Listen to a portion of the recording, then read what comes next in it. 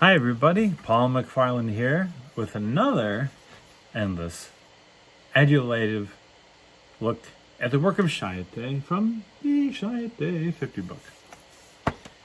Yeah. Today we're just going to talk about one piece of business, and that is Jacques the Box. Okay, yeah, I'm holding it there. I'm holding it still. There you go. Jack in the Box.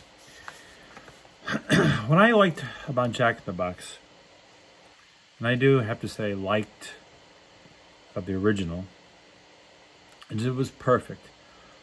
It was perfect for the moment, for the time, for the industry, for the country, everything. And here's why ChiatDay is the best agency ever. Because time and time again, they showed how they could take an existing bit of something from a previous agency or from the client's brand and breathe new life into it and make it something it had never been before. See, if you know the history of Jack in the Box, it was like the first real chain that had a drive-through with a talking clown. Drive your order, please, and you talk to the clown. And when the owners of Jack in the Box was bought up by whoever they were bought up by, and they said, well, we got to differentiate, would be more the adult fast food, and they had the boom, boom, boom, boom, boom, boom, boom, jingle, the mnemonics, right? With kind of more, Swiss bacon, rye bread, kind of things. And I don't know how it was doing. I don't remember how the sales were, but they wanted something new, and they knew who to go to, ChiatDay. And what do? They talked to people about what Jack in the Box meant. A lot of people remember the clown. And there was actually a commercial, which they referenced in the first one, where the previous agency actually wanted to make such a sharp break, and kudos for doing this, with the old Jack in the Box idea that they actually blew up the clown.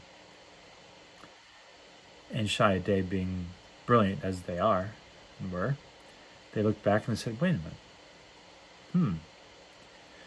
Now, this is where account planning really shone, and done right always will. The planners did something very simple. They put people in a van and they would go drive through different fast food places. I'm sorry, quick serve restaurant, QSR. And they listened to what people would say. And when they really tapped in the idea that people wanted a third party, I do mean a third political party, in fast food. I'm sorry, QSR. Because it was McDonald's and Burger King, McDonald's. It was just 1 and 2.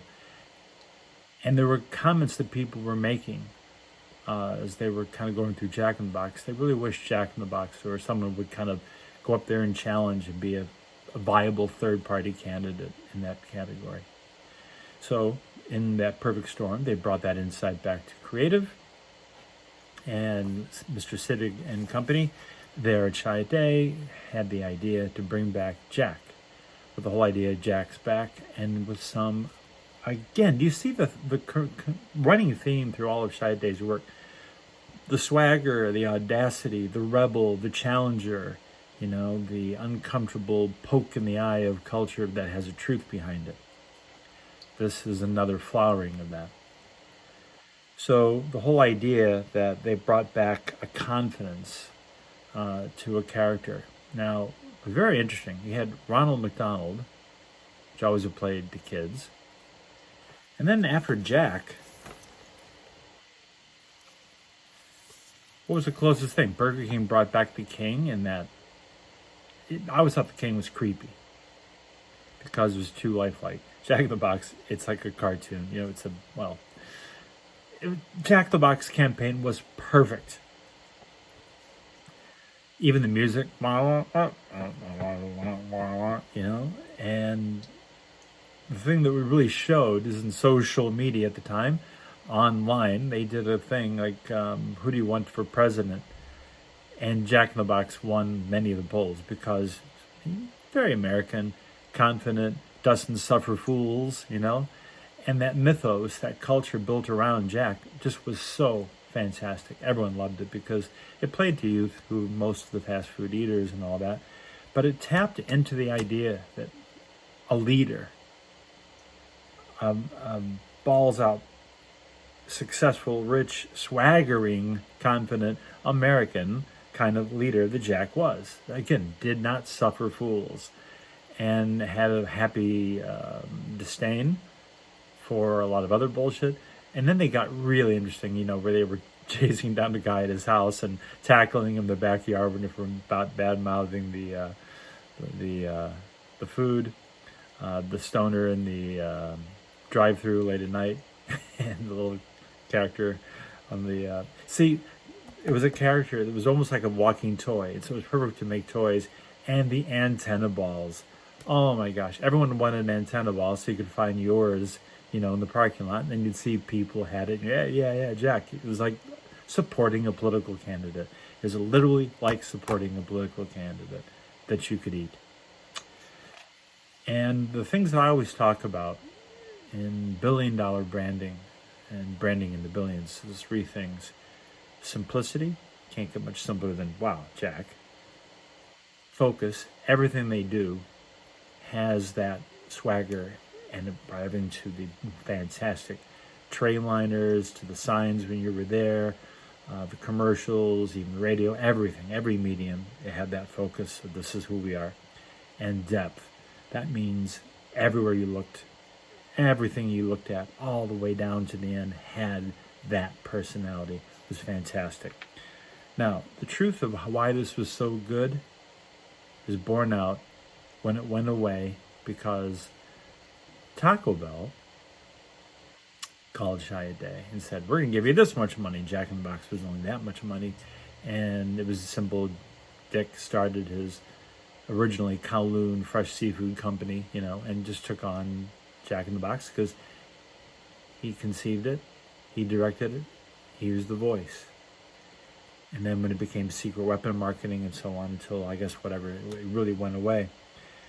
And the work was fantastic. Sittig, this is his legacy. I hope he likes it. But the mark of how great this was when another agency and another management team at Jack in the Box tried to bring it back the same way with a slightly different voice. And the writing wasn't as good, nothing was as good, and it sucked on loudspeakers. I'm sorry to the people who worked on it, but you had nothing but the poison chalice handed to you. It sucked.